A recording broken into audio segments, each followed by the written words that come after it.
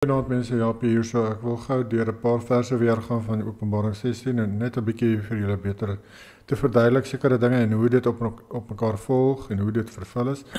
Ek gaan hierso spesifiek ook verwys na daardie openbaring wat Jahwe my gegee het.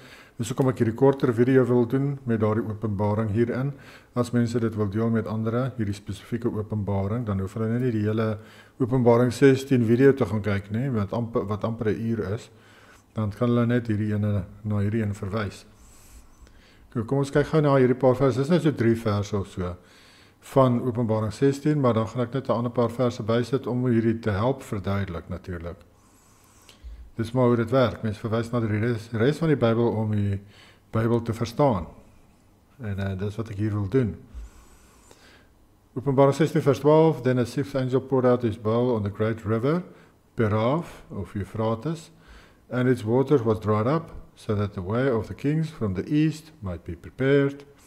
Hierdie konings was in die area van die Romeinse Ryk, onderdanig aan Flavius Vespasian, wat hul weermagte gestuur het om Titus Vespasian te help met die aanval en vernietiging van Jerusalem. Dit is die konteks van Openbaring 16 mense, dit is vervul in 70 na Christus. Kom ons gaan aan. Die Eufraat is eintlik die Peraf. Nou die Bybel verwys die hele tyd na Eufraat en dit is nie die Eufraat nie. Dit is maak mense baie te mekaar, dit is baie confusing vir die mense, want hulle sit die verkeerde woorde in jou Bybel. Maar as jy in die Grieks gaan kyk, dan kry jy die regte naam vir die rivier. Die regte naam vir die rivier is Peraf, dis wat in die Grieks staan. En dit beteken nie eers dieselfde as Eufraat nie. Ek dink die Eufraat beteken fruitfulness, en dan Peraf beteken the meaning to break forth, rushing. Dit verwys na 'n fontein van die dieptes wat uitspuit, wat van gepraat word in Genesis 2. Dis wat die woord Peraf beteken, dit verwys na 'n fontein van die dieptes wat uitspuit. Dit is die ontstaan van die 4 riviere in Genesis 2. Now a river Peraf went out of Eden to water the garden, and from there it parted and became 4 river heads. Ek gaan sommer nou hierso vir julle hierdie wys. Kom ons zoom net gou in. Hierso by Port St. John's. Hier sien jy 1 rivier, split op 2 daar. Hier's 2 riviere, hier gaan hy aan en daar's weer 2. So dis 4 river heads. 1 rivier wat opdeel in 4 river heads. Nou, Port St. John's is gewild vir sy healing water, vir sy fonteine wat daar uitborrel, nog steeds vandag, en die bygelowige swart is daar, glo vas, daardie water is intelligent, en kan miracles verrig en mense genees en baie mense gaan van die swartes gaan daartoe vir genesing na hierdie waterfonteine wat hier uitspuit. Dit is die oorspronklike fontein glo ek wat die Peraf genoem word. Hy het natuurlik baie sterker uitgespuit in die Bybelse tyd toe hierdie goed vervul het in Genesis. Vandag natuurlik het Jahwe hom gestop laat hy nie meer so uitspuit nie. Nou onthou ook net, julle dink dis by die see, dan gaan hy ons direk see toe. Maar die kuslyn het anders gelyk daardie tyd. As jy kyk, hierdie ligte area hierso was ook bo die see. En daardie area hierso, alles hierdie was bo die see. Want ons sien ook hierso byvoorbeeld Genesis 4:16, and Cain went out from the presence of Yahuwah and dwelt in the land of Nod on the east of Eden. Nou, Cain het hierdie gebied uitbeweeg, want na Abel doodgemaak het, na die land van Nod, wat ek glo aan hierdie kant was, hierso, wat nou onder water is, glo ek was die land van Nod, waar daar alreeds ander mense ook was, né? Want Yahuwah het ander nasies eers geskape, en toe het hy 'n spesiale persoon geskape, wat Adam was, wat verwys na die wit nasie, wat later Israel geword het, afgestam het van Adam. Hy het hom in 'n spesiale plek geplaas, hierso hierdie area in die tuin van Eden wat hy vir hulle spesifiek geskep het, toe hulle gesondig het, toe moes hulle uit hierdie spesiale area gaan, na die ander areas toe waar die ander mense is, die ander nasies is. In elk geval, dis net so ietsie ekstra daar. Kom ons gaan aan hierso. 16 vers 14. For they are spirits of demons performing signs which go out to the kings of the earth. Hierdie earth is die Romeinse Ryk. And of the whole world, hierdie world, in die Grieks beteken ook land, né? En in konteks van hierdie hoofstuk is dit land. Dit verwys na die land en die gebied van die Romeinse Ryk. Nie die hele wêreld soos in IJsland en Groenland en Kanada en Amerika en Australië en al die plekke nie. Dis net die Romeinse Ryk.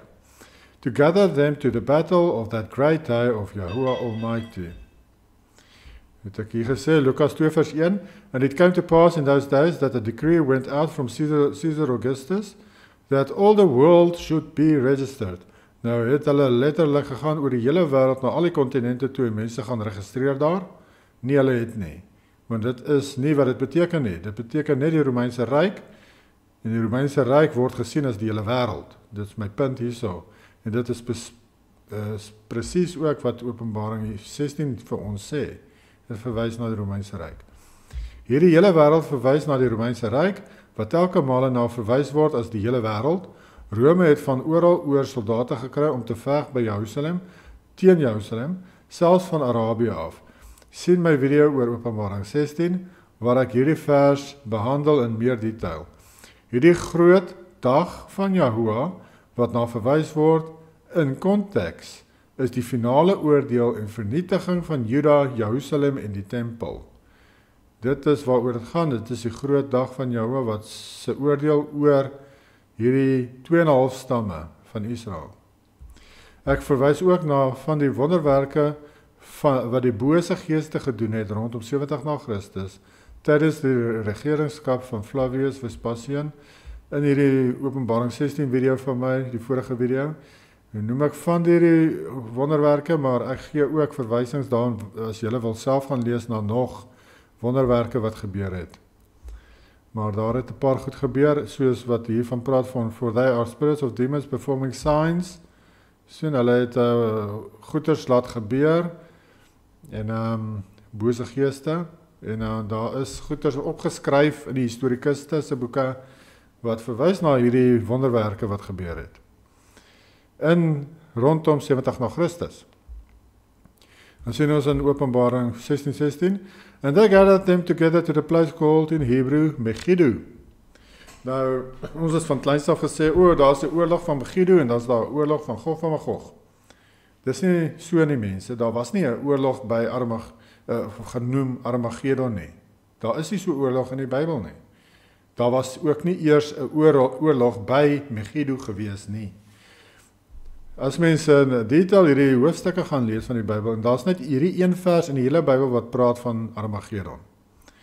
En al wat dit oorgaan is hierdie nasies van die Romeinse Ryk wat sou veg teen Jerusalem, het hier bymekaar gekom by hierdie plek genaamd Megiddo. Hulle het daar bymekaar gekom voordat hulle Jerusalem aangeval het. Dis wat gebeur het. So die oorlog het nie eers daar gebeur nie. Dis maar net waar hulle bymekaar gekom het. Megiddo is 'n plek oos van Jerusalem. Dit is ook hoekom vers 12 verwys na die ooste kant. Die water sou opdroog aan die ooste kant van die berg Sion en Jerusalem. Dit is ook hoekom Yahuwah het laat hulle bymekaar kom aan die ooste kant van die berg. Topografie hier van die berg. Hy het laat hulle in hierdie kant by Megiddo, is daar 'n plek genaamd Megiddo. Hy het hulle daar laat bymekaar kom, want hierdie kant sou meer opgedroog het, soos julle kan sien. Hier was die kant wat die mense in en uit kon beweeg het na die berg toe. Die Nylrivier het so omgevloei en hier ook opgekom tot die bo. As hy baie sterk was, sou hy seker maar oorgegaan het hierso.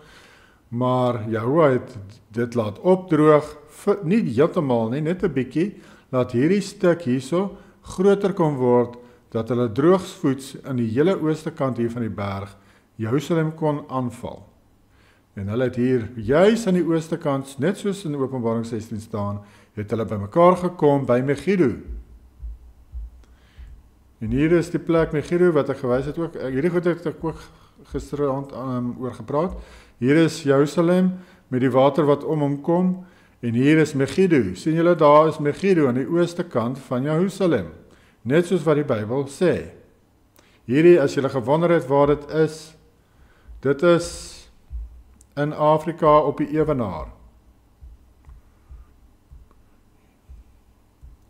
Dit is hierso, daar is Sion. Dis by hierdie berg Sion, daar.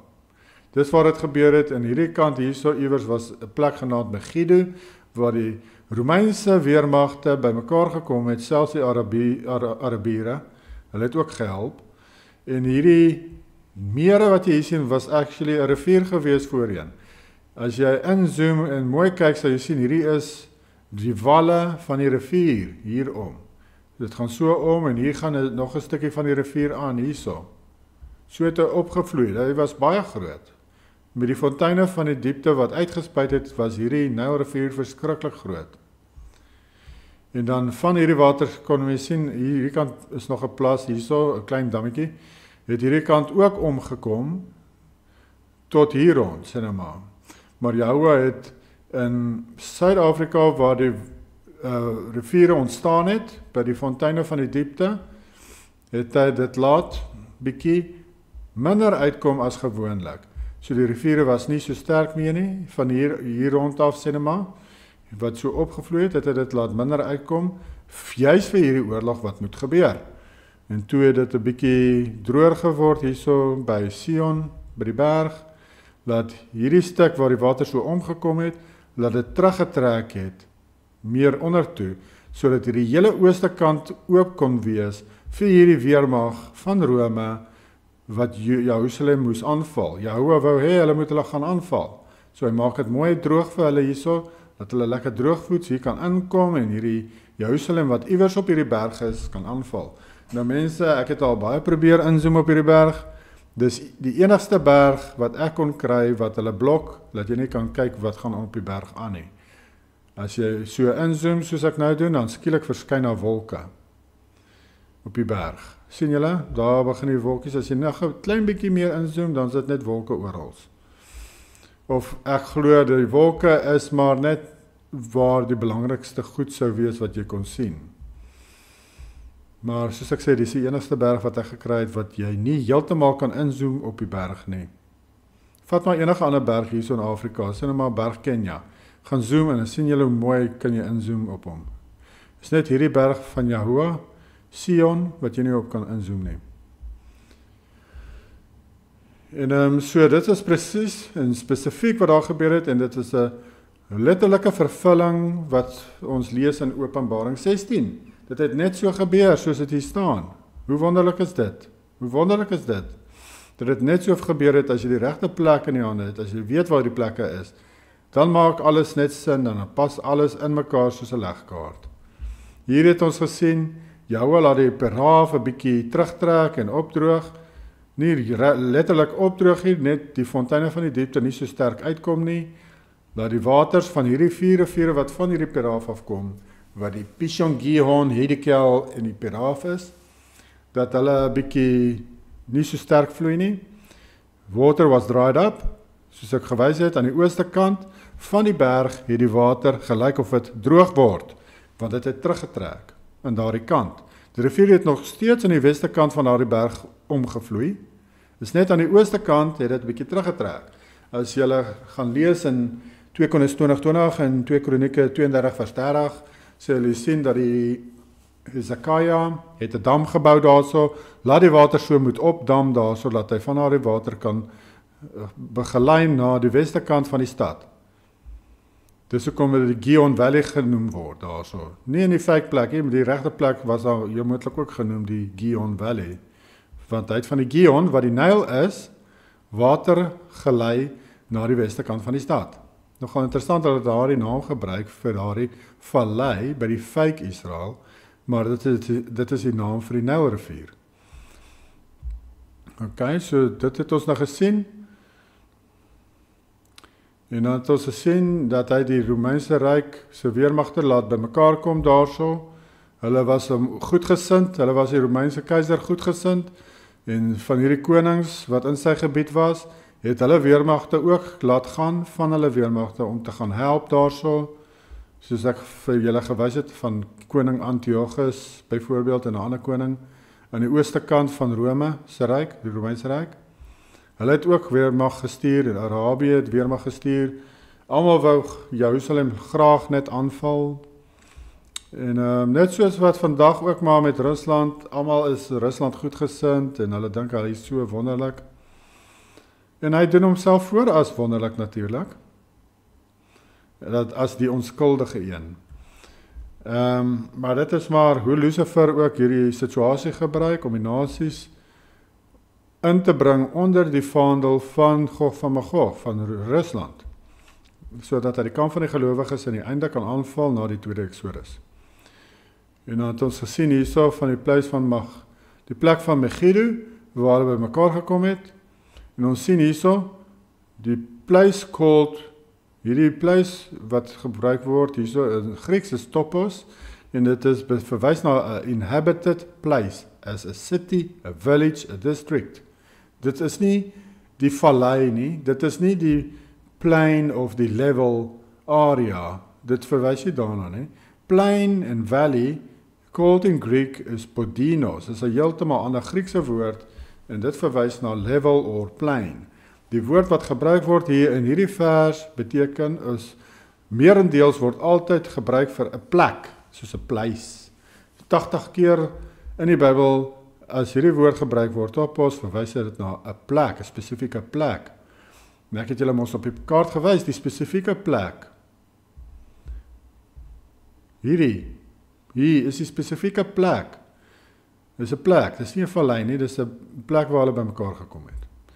Want ek noem dit so, want van kleins af het ons mos ook gehoor, in die vallei van Megiddo was daar 'n moerse oorlog, en jammer vir die woord, was daar 'n groot oorlog, en so aan, en hulle spin die stories, maar dit is heeltemal uit konteks uit, en dit is nie wat die Bybel sê nie. Maar dit is lekker as mens die regte dinge kan leer, en hoor wat eintlik gebeur het daar. Dis maar net die plek waar hulle by mekaar gekom het, voordat hulle Jerusalem gaan aanval het. En dan sien ons Revelation 16:19. Now the great city was divided into 3 parts. Ons het mos gesê, hierdie is nie aardbewing wat dit na verwys nie, dit is die burgeroorlog binne Jerusalem, van die 3 faksies. Ek praat daaroor meer breedvoerig in my Openbaring 16 verduideliking. And the cities of the nations fell, and great Babylon was remembered before Yahuwah, to give her the cup of the wine of the fierceness of his wrath. Nou, hierdie koppie wat na verwys word, dit het 'n koneksie spesifiek met die priesterskap, met die fariseërs en die tempel van Jerusalem. Kom ons kyk hoe het dit so koneksie. Babylon is Rome en Jerusalem tempel. Ja, Babylon word vervul beide deur Rome en Jerusalem. Dit is maar net soos die standbeeld van Daniël 2 met die voete van yster en klei, beide is Babylon. Die voete is Babylon. Die gedeelte daarvan is van yster wat Rome is en 'n ander gedeelte is van klei wat Israel is. Maar beide is Babylon. En beide was vernietig. Openbaring 17 vers 4. Ek gaan in die volgende hoofstuk, as ek Openbaring 17 behandel, dit weer noem, maar hier sien ons dat the woman was arrayed in purple and scarlet and adorned with gold and precious stones and pearls. Hierdie is die kleredrag van die priesters. Gaan kyk in die Ou Testament, gaan kyk in die wet. Die priesters se kleredrag, hierdie is dit wat hulle aangetrek het, hierdie kleure. Die enigste kleur wat jy nie hier lees nie, is die blou. Nou die blou verwys na die gebooie, dat hulle die gebooie onderhou. Nou, ons weet dat die fariseërs en die priesters en so net nie die gebooie onderhou nie, en dis hoekom jy nie lees van blou hierso nie, want hulle was wetteloos. So die res van die kleure wat hulle gedra het, sien jy hierso, selfs die edelstene wat hulle op hulle bors gedra het, met die 12 edelstene, dit word ook hierna verwys, en die goud wat hulle gedra het, en die edelstene, en die parels. In her hand a golden cup full of abominations and the filthiness of her fornication. Weereens, 'n koppie in die hand van hierdie priesterskap. Het is 'n koneksie met hierdie koppie wat Jehovah gee met die oordeele oor haar. Hierdie sy wat na verwys word is hierdie priesterskap in die tempel, wat heeltemal korrup was. In Matteus 23 vers 30 en 36, tot 36. Hier praat Yahushua met die Fariseërs en Sadduseërs en priesters en die scribes, skrifgeleerdes. En sê, if we had lived in the days of our fathers, we would not have been partakers with them in the blood of the prophets. Therefore you are witnesses against yourselves that you are sons of those who murdered the prophets. Fill up the cup, then, the measure of your father's guilt. Hy sê net fill up, then. Maar hier verwys Yahushua na hierdie koppie wat Openbaring van praat, Openbaring 17 en Openbaring 16, is hierdie selfde koppie, wat Yahushua sê, moet nou volgemaak word, want hierdie Fariseërs en met wie hy hier praat, hulle sou ook, net soos hulle voorvaders, die gelowiges doodgemaak het, van stad tot stad gegaan het, en van die mense vervolg het en doodgemaak het. Dis wat Yahushua sê.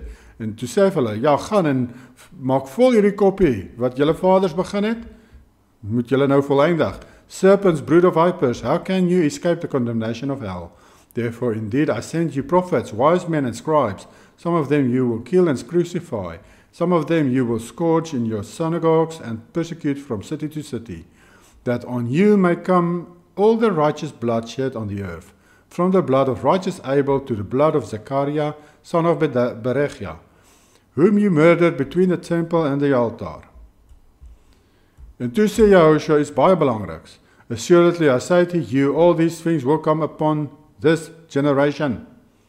Hy sê, hy kyk hulle in die oë, hierdie Fariseërs, en hy sê, hierdie goed gaan vervul in julle generasie. Hierdie oordeele wat hy hiervan praat, gaan gevul wees, hierdie koppie gaan gevul wees, tot boontoe vol, in hulle generasie. Wat beteken, hulle gaan hierdie oordeele ontvang. Hulle is die finale generasie, waarop al hierdie moorde, op hulle koppe sou dit kom. Want hulle was die finale generasie van daardie bloedlyn. Nou, hy verwys na hulle as vipers, slange, en hy sê vir hulle, dat die selfs die bloed van Abel, so dit beteken, hulle is ook in die bloedlyn van Kain gewees, so hulle was 'n vermenging van Kanaan, die Kanaaniete. Nou, soos ek julle gewys het, hulle is ook 'n vermenging van die Kanaaniete, maar ook maar van Jafet. Maar omdat hulle gemeng is met Kanaaniete, het hulle 'n koneksie met Kain, en dis hoekom die bloed van Abel ook op hulle koppe gekom het.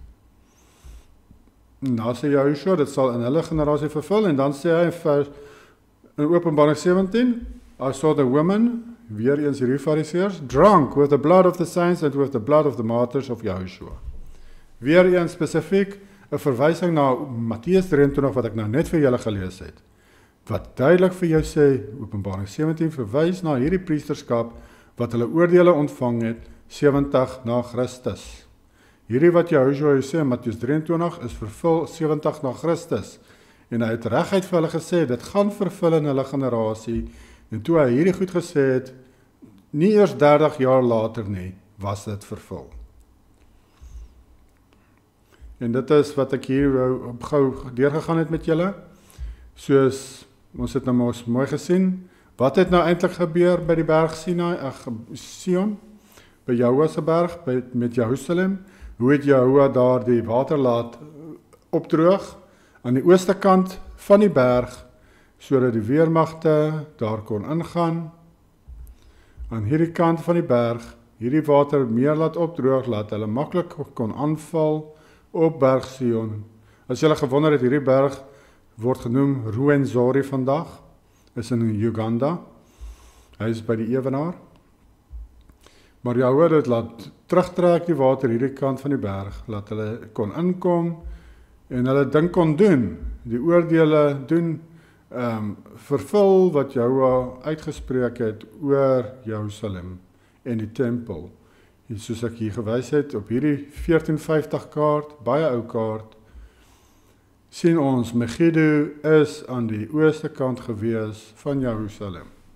Wonderlik, direkte vervulling van daardie skrifte. Hoe wonderlik is Jahweh? Ja, ek dank Jahweh vir hierdie openbaring wat my gegee het gister. En ek dank hom dat ek dit kan deel met die mense. En versprei dit maar as julle wil. En dis wat ek vir nou wou behandel het hierso. Okay, geniet julle dag verder. Bye.